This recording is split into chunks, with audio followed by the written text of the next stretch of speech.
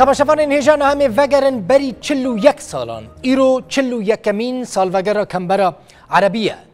کمبرا عربی یعنی کردی رد بیشن زنار عربی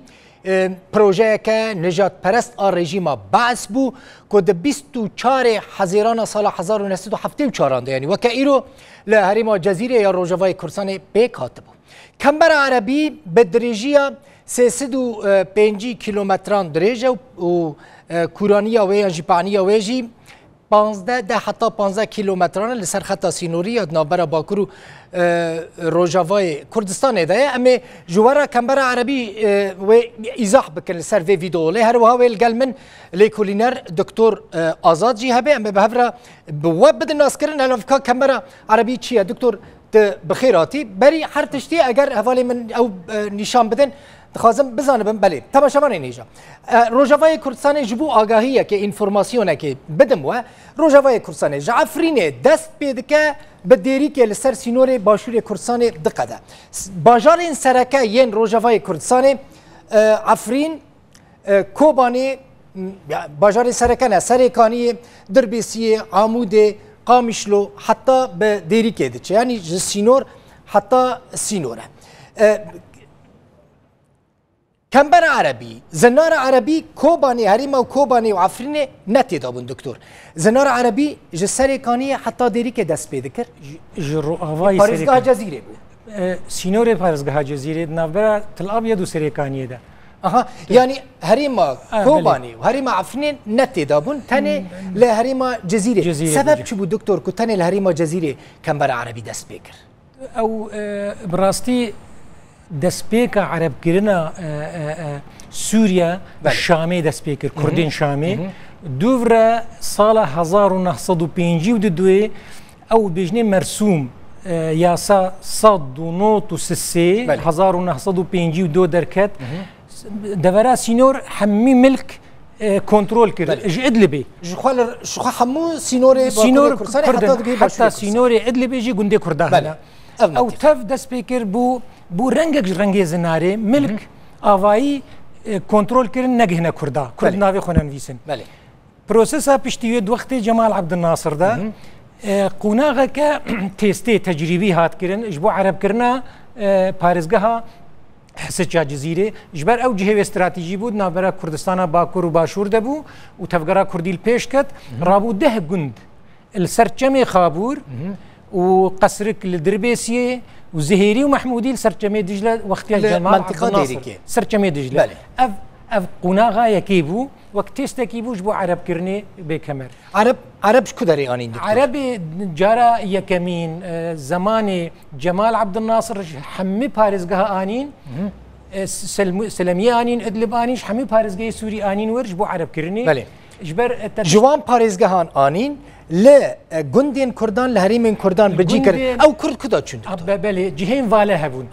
جهين واله هبون زفين مازن بريوي باشا تاف برسيار كر بريوي دسبيكا دولتا سوري تشيبو ملك دستي كردا دبو بله مثلا 3 مليون دونم ملان هبو سريكاني حتى نيزيكي كوباني او مصادره كرن حكومه داني سر دستي خكرن املاك دولي 3 مليون دي الجزيره كاميرا عربي دسبيك ده ملك بويا دولتي ملاكي كردستان ندان جوتيارا قونا غاد دوي عرب اني وتسليم عرب بلي فيجا يا ايران بحسب بلي دكتور 6 كيلومتريان 6 كيلومتريان كاميرا عربي درجه جده حتى 15 كيلومتران ج حدود كورة يعني كورانية أفهم دبينن ده حتى 15 كيلومترين أو دفر حمو بو كمبرا عربي يعني جندن ودفره شلو يك جندن دكتور سو شش قناغات دوينة بريده چلو شش گند چلو شش گند جدستن کردان هاتن درخستن دست پیک کرن ملک دولت پشرجی او گند نموزجی گند نمونه چه کرن تسلیمی عربین و داره کرن عربین کج محافظه رقه و حلب آنی بون ور کرن ببوره بس 2 مليون هکتار زوی کتا وی سینور کمبر عربی بله ازنام بدی قناغه یکی 10 گند مگو آوا کرن پنجی نه شیستی قوناغا ددوي روجا 24 حزيراني 1974 قيادة قدري بريارة 521 دا جو 4000 كس باجار دردورا رقاي وطبقة راكي بين فاتشل قنداج وار آفاكي او قندين مودرن بون قندين مودرن بون خاني باني وحسن بون 4000 كس آنين 4000 مال بون 3 مليون دونم جزافيه بن كونترونا دولتي بو نافي مزارع دولي بو چند سالي بريوي مزارع دولي بو دوفرا سرفا جوتيارا دابشكر اي كرد جوتيارين عرب يون عرب بلي تشتك ديجي هي سركانيه دربيسيه عمودي منطقين مزن روجافاي سريكاني قامشلو حتى بديري منطقه 305 كيلومتر للسر سينور بطيبتي دكتور منطقه قال لك حساسه بلي سر سينور شما السر سينور دكتور او جبو كرد فقط او كمر وكامي بيجن برانياوي سري صدي نوت كردن ونوت بينجي كردن ارمان جبو بيج فلشاندن وجه فقطاندن جواكا كرد يا دو كردستان باكور ويا روج افا جهفدو فقطيني بل يا سوريا وتركيا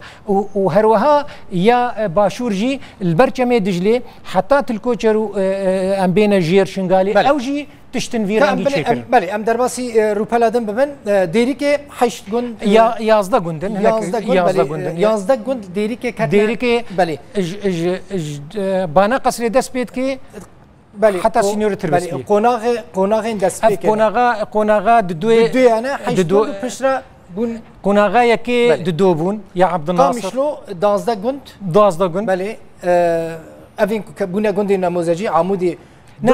او عمود تابعي قامشلو عمود او ده سريكاني ودربيسيه حتى روجافاي دربيسيه بازدا بله سريكاني بازدا غند كاتنا غندين غمر بله يا 1974 حتى بهاره 75 افاكرين او 4000 كس انين او سهو ششن زماني جمال عبد الناصر دهن چلو ششن ليس خوازن تبينيك دي بيجي نتني ابون عربي هاتن اف غند حكمتي انين بهرا ودياري دانوا حتى نهالورن دكتور بلي حتى نهالورن اما اف دفر حمو كتب دستي كردان دكتور مثلا عفرين كوباني سريكاني دربيسي يعني اف منطقه كتن دستين كردان نها جندين كرد نلجهين خونا لهين او عربي غمر لوان دران عربي غمر الجي خونا شوف مثلا بيجن ايرو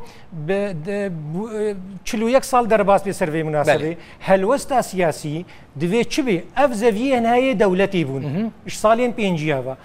بريارين دولتا بعث دانا جوتياري عرب ايرو دوي اف بريارة سياسي رد كرن وبالغاء دوي كرد شبكن يعني اداريه كوفان منطقان اداره دكي دوي شبكن كردي باوريا حزام عربي او 350 بريارة سياسي عنصري ايديولوجي هاتي ستاندن ما ام ردكن وام دبيچن ودين اليكي ريفابرن تعاملك انساني بوان كساربكي شبكن مثلا او خلقي كل ويدري حتى چاره جوار بيديتن يكم جربيجي افزا في ديسا فقرا دولتي فقرا اداري بجبري دولتي بون مزارع دولي بون قافات دو يجبو تثبيت كرنا في سبيشنيار كم سري صديد ده جبر همي في فان زافيا بين جريفابريرا ريفابريا كردي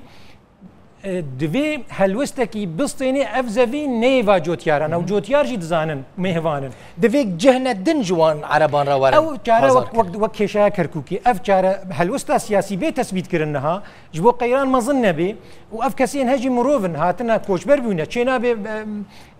يعني تشتكي بلاز ديجوا وقت بيجي كرن بس بريارين سركي سياسي بين الغاكرين بين الردكرين وجنوبا افزافي البيشاروجي دال جوتياري خوي زافيين خو بين بلاكرين قالك سباس دكتور شخوتا ليكولينا كبرفره بنافي نافندا روداويا ليكولينا بزمان عربي آماده كريه دمال برا روداوي دا بشي عربي دا هاتيه بلاف كرين روداو دوت نت بشي عربي دمین پیشتا لیکولینا دکتور آزاد کنه هب زمانی عربی هاتیه چی کرن و به کردی در روداوی داوی واره بلاف کرن او لیکولین ج آلیه ناوند روداوی یا لیکولیان و هاتیه آوا کرن بله اف پروژه دکتور آزاده کنال سر اکرانین روداوی دبینن لیکولینا که گلکی پروفسیوناله به زمان عربی هاتی آماده کرده ناوندا روداوی یا لیکولینان و بارگرین زمان دنیین جدا و رایا گشتی را بلاف بکن. گلک سپاس دکتر. سپاس روداورا.